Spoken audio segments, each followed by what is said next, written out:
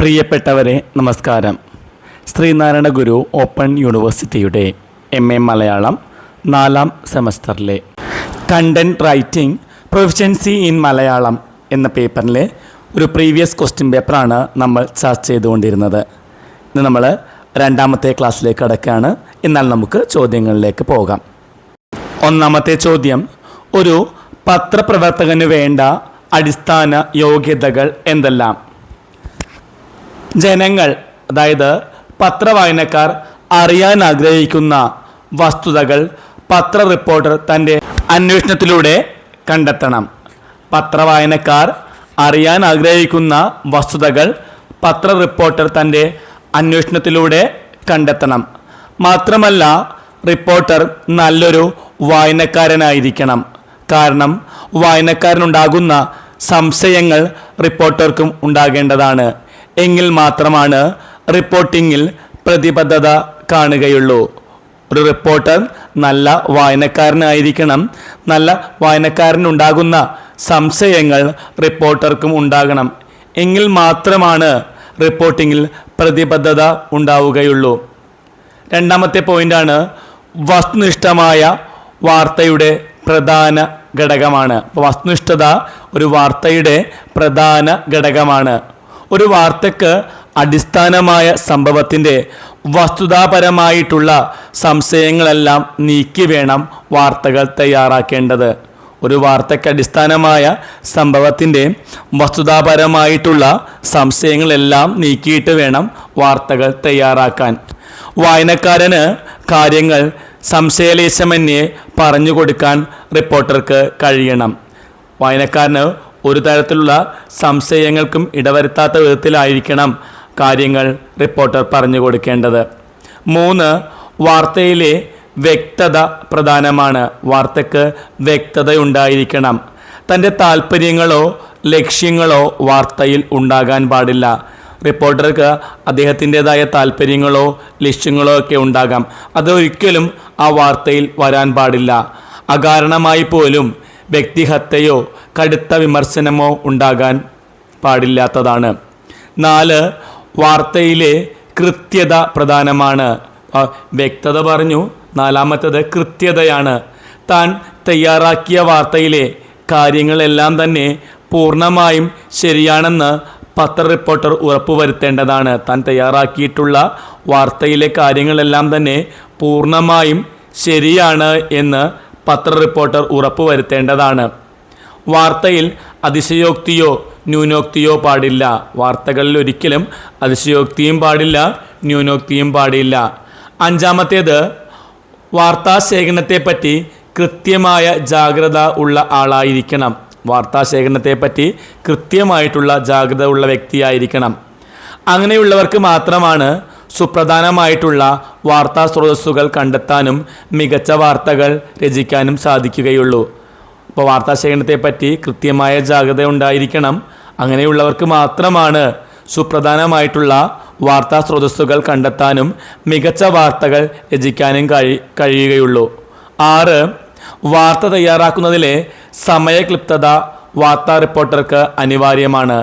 സമയത്ത് ഉചിതമായ എത്തുന്നതായിരിക്കണം വാർത്ത. സമയം കഴിഞ്ഞ് കിട്ടിയ വാർത്തക്ക് പ്രാധാന്യമില്ല. അപ്പോൾ കൃത്യസമയത്ത് ഉചിതമായ വാർത്തകൾ വായനക്കാരനിലേക്ക് എത്തിക്കാൻ കഴിയണം. റിപ്പോർട്ടർ വാർത്താവതരണത്തിൽ വേഗതയും സമയനിഷ്ഠതയും പാലിക്കേണ്ടതാണ്. റിപ്പോർട്ടർ വാർത്താവതരണത്തിൽ വേഗതയും സമയനിഷ്ഠതയും പാലിക്കണം. 7, നിഷ്പക്ഷതയും ക്ഷമയും ഉണ്ടായിരിക്കണം. നിഷ്പക്ഷത, ക്ഷമ എന്നിവ ഒരു നല്ല റിപ്പോർട്ടർക്ക് ഉണ്ടാകേണ്ട ഗുണങ്ങളാണ്. ഏതുതരം വാർത്തകളും കൈകാര്യം ചെയ്യുമ്പോൾ അതിനോടുള്ള വൈകാരികതയിൽ ശാന്തത കൈവിടാൻ പാടില്ല. അത് വാർത്തയുടെ നിഷ്പക്ഷതയെ ബാധിക്കും.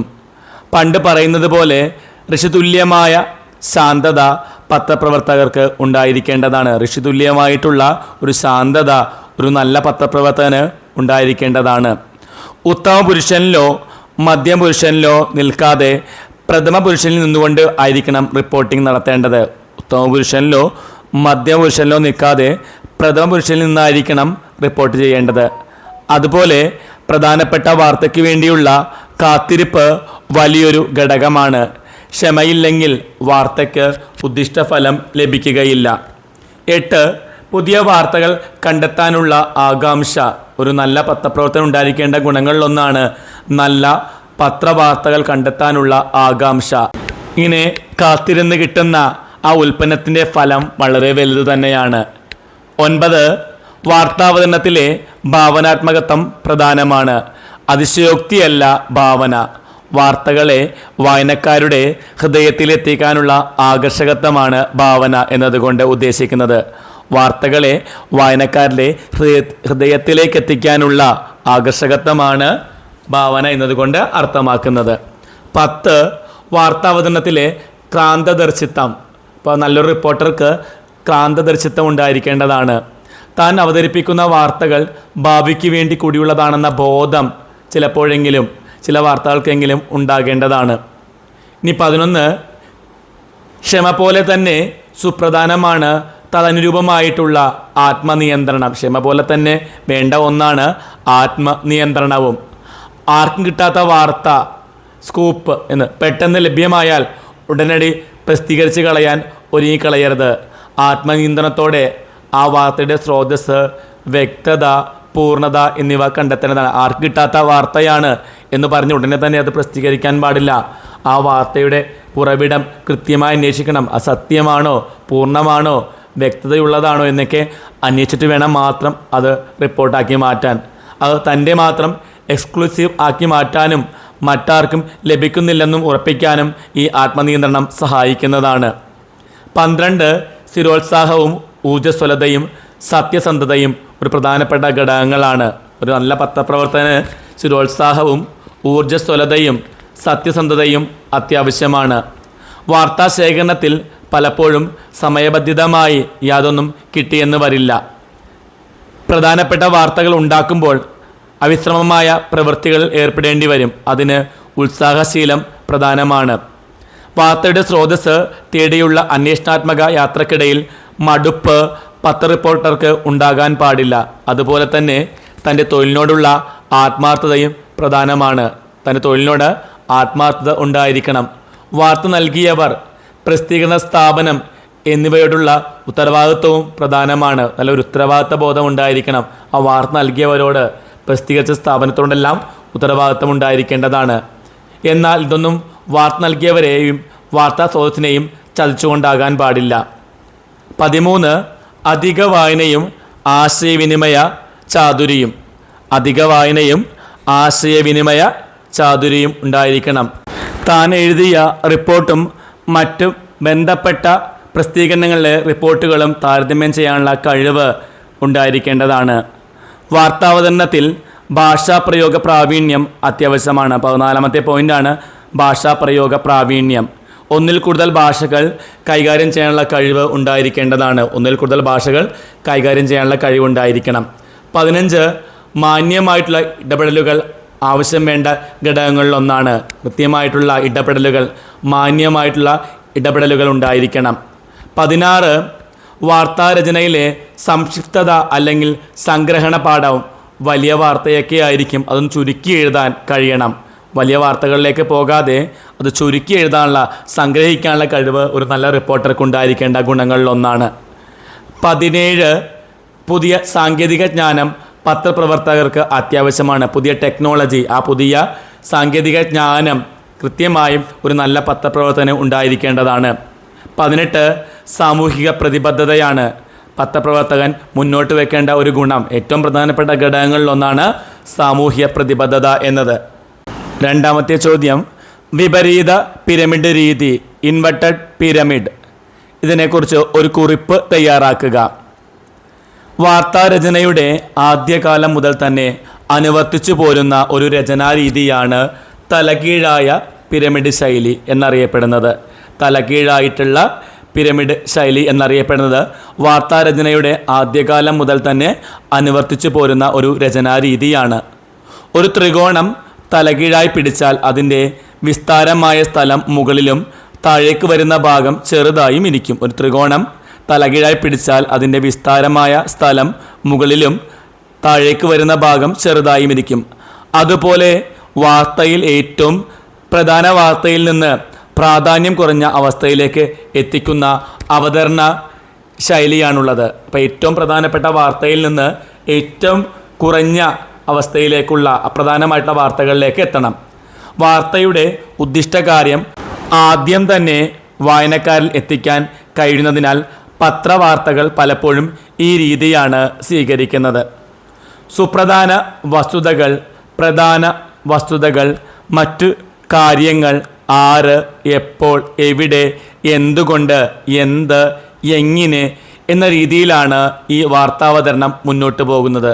സുപ്രധാന വസ്തുതകൾ, പ്രധാന വസ്തുതകൾ, മറ്റു കാര്യങ്ങൾ, ആര്, എപ്പോൾ, എവിടെ, എന്തുകൊണ്ട്, എന്ത്, എങ്ങനെ എന്ന രീതിയിലാണ് ഈ വാർത്താവതരണം മുന്നോട്ട് പോകുന്നത്.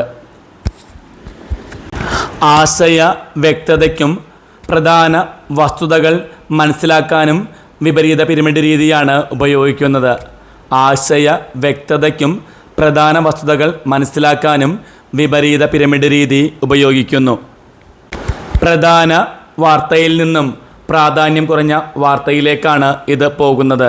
പ്രധാന വാർത്തയിൽ നിന്ന് പ്രാധാന്യം കുറഞ്ഞ വാർത്തയിലേക്ക്. ഒരു വാർത്തയുടെ പിരമിഡ് വായനയിലൂടെ വായിച്ച് താഴേക്കിറങ്ങുന്ന ഒരു വായനക്കാരൻ ആദ്യം തന്നെ കാര്യം മനസ്സിലാക്കുന്നു. ഒരു വാർത്തയുടെ പിരമിഡ് വായനയിലൂടെ വായിച്ച് താഴേക്കിറങ്ങുന്ന ഒരു വായനക്കാരൻ ആദ്യം തന്നെ കാര്യം മനസ്സിലാക്കും. തുടർന്ന് അതിൻ്റെ വിശദീകരണം ഗ്രഹിക്കാൻ പറ്റും. ഒടുവിൽ ഉറവിടത്തിൻ്റെ വിശ്വാസ്യത ലഭിക്കുന്നു. ആശയവിനിമയത്തിലെ വ്യക്തതയും ഇടപെടലുകളും നിലനിർത്തുന്നതിനും വായനക്കാർക്ക് വാർത്തയുടെ പ്രധാന വസ്തുതകൾ മനസ്സിലാക്കാനും ഈ ഘടന ഉപകരിക്കുന്നുണ്ട്. ആശയവിനിമയത്തിലെ വ്യക്തതയും, വിശദാംശങ്ങളിലേക്ക് കടക്കുമ്പോൾ അത് ആശയവിനിമയത്തിലെ വ്യക്തതയും ഇടപെടലുകളും നിലനിർത്തുന്നതിനും വായനക്കാർക്ക് വാർത്തയുടെ പ്രധാന വസ്തുതകൾ മനസ്സിലാക്കാനും ഈ ഘടന സഹായിക്കുന്നു. അടുത്ത ചോദ്യം പരിശോധിക്കാം. വാർത്താരചനയിൽ ശ്രദ്ധിക്കേണ്ട കാര്യങ്ങൾ എന്തെല്ലാം? വാർത്താരചനയിൽ ശ്രദ്ധിക്കേണ്ട കാര്യങ്ങൾ. ലോകത്തെവിടെയും നടക്കുന്ന കാര്യങ്ങളെക്കുറിച്ചുള്ള വിവരങ്ങൾ വായനക്കാരിലേക്ക് എത്തിക്കുക എന്ന ഉദ്ദേശത്തോടെ തയ്യാറാക്കപ്പെട്ട സംഭവത്തിൻ്റെയോ വസ്തുതകളുടെയോ വ്യക്തമായ വിവരങ്ങളാണ് വാർത്താ റിപ്പോർട്ടുകൾ. ലോകത്തെവിടെയും നടക്കുന്ന കാര്യങ്ങളെക്കുറിച്ചുള്ള വിവരങ്ങൾ വായനക്കാരിലേക്ക് എത്തിക്കുക എന്ന ഉദ്ദേശത്തോടെ തയ്യാറാക്കപ്പെട്ട സംഭവത്തിൻ്റെയോ വസ്തുതകളുടെയോ വ്യക്തമായിട്ടുള്ള വിവരങ്ങളാണ് വാർത്താ റിപ്പോർട്ടുകൾ.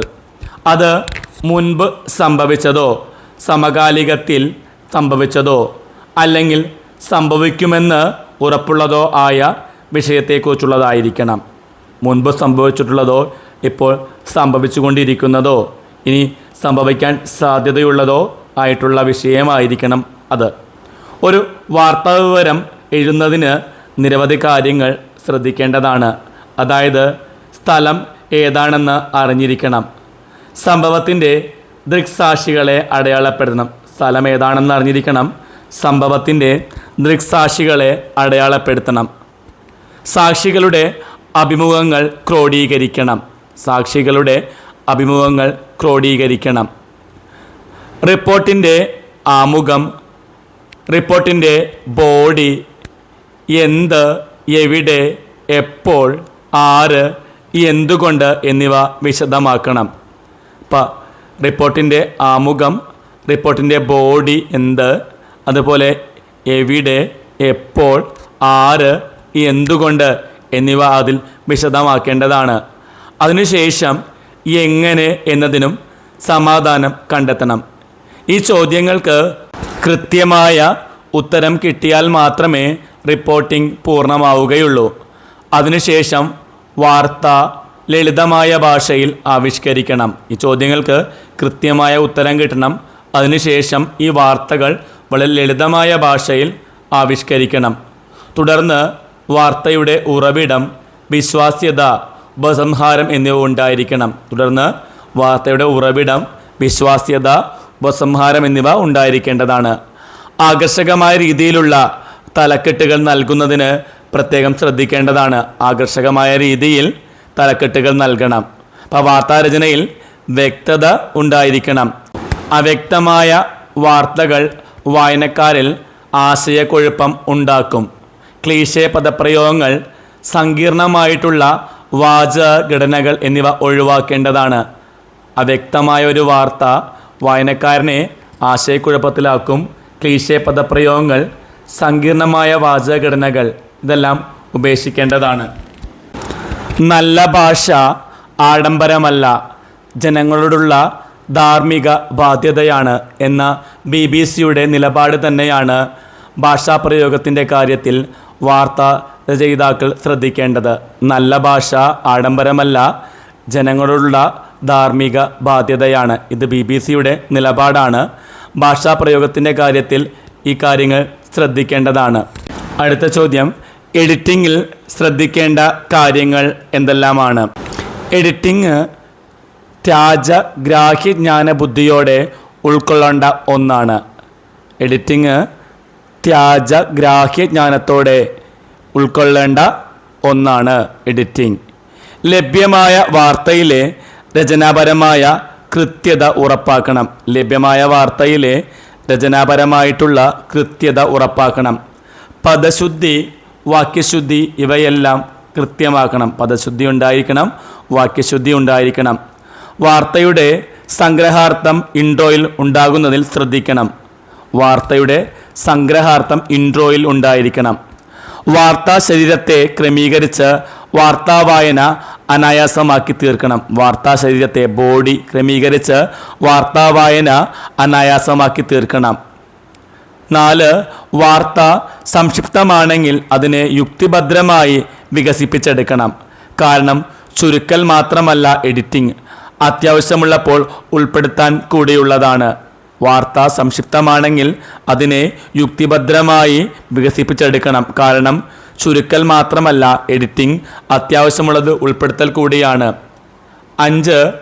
വാർത്തകൾ പത്രത്തിൻ്റെ സ്ഥലപരിമിതിക്കുള്ളിൽ ചുരുക്കേണ്ടി വരുമ്പോൾ വാർത്തയുടെ വ്യക്തതയും പ്രസക്തിയും നഷ്ടപ്പെടാൻ പാടില്ല. സ്ഥലപരിമിതിക്കുള്ളിൽ നിന്ന് വാർത്ത ചുരുക്കേണ്ടി വരുന്ന സന്ദർഭങ്ങളുണ്ടാവും. ആ സമയത്ത് വാർത്തയുടെ വ്യക്തതയും പ്രസക്തിയും നഷ്ടപ്പെടാൻ പാടില്ല. 6. ഒരു വാർത്തയുടെ തന്നെ നാനാ സ്രോതസ്സുകളെ ക്രമീകരിക്കുന്നതിൽ ശ്രദ്ധിക്കേണ്ടതാണ്. ആവർത്തനവും അരോചകത്വവും ഉണ്ടാകാൻ പാടില്ല. ഒരു വാർത്തയുടെ തന്നെ നാനാ സ്രോതസ്സുകളെ ക്രമീകരിക്കുന്നതിൽ ശ്രദ്ധിക്കണം. ആവർത്തനവും അരോചകത്വവും ഉണ്ടാകാൻ പാടില്ല. 7. അനാവശ്യ പദപ്രയോഗങ്ങൾ ഒഴിവാക്കേണ്ടതാണ്. അനാവശ്യമായിട്ടുള്ള പദപ്രയോഗങ്ങൾ ഒഴിവാക്കണം. 8. മാധ്യമം പിന്തുടരുന്ന ശൈലിക്കനുസരിച്ചിട്ടായിരിക്കണം എഡിറ്റിംഗ് നടത്തേണ്ടത്. ആ ഒരു മാധ്യമം പിന്തുടരുന്നൊരു ശൈലി ഉണ്ടായിരിക്കും, അതനുസരിച്ച് തന്നെയായിരിക്കണം എഡിറ്റിംഗ് നടത്തേണ്ടത്. 9. വാർത്തകളുടെ ന്യായാന്യായങ്ങൾ പരിശോധിക്കാവുന്നതാണ്. കാരണം കോടതി വ്യവഹാരങ്ങൾ ഒഴിവാക്കുന്നതിനും ക്ഷമാപണം ഒഴിവാക്കുന്നതിനും വേണ്ടിയാണ് ഇത്. 10. ഉചിതമായ തലക്കെട്ട് നൽകുന്നതിൽ ശ്രദ്ധിക്കേണ്ടതാണ്. പ്രഥമ ദർശനത്തിൽ തന്നെ വായനക്കാരെ വാർത്തയിലേക്ക് എത്തിക്കാൻ കഴിയണം. വാർത്ത ദൈർഘ്യമുള്ളതാണെങ്കിൽ ഉപശീർഷകങ്ങൾ ആകാം. ഇത് ഒരു വാർത്തയിലെ തന്നെ പ്രധാനങ്ങളായ വിവിധ വസ്തുതകൾ മനസ്സിലാക്കാൻ സാധിക്കും. മാത്രമല്ല വായന ലളിതമാക്കാനും കഴിയും.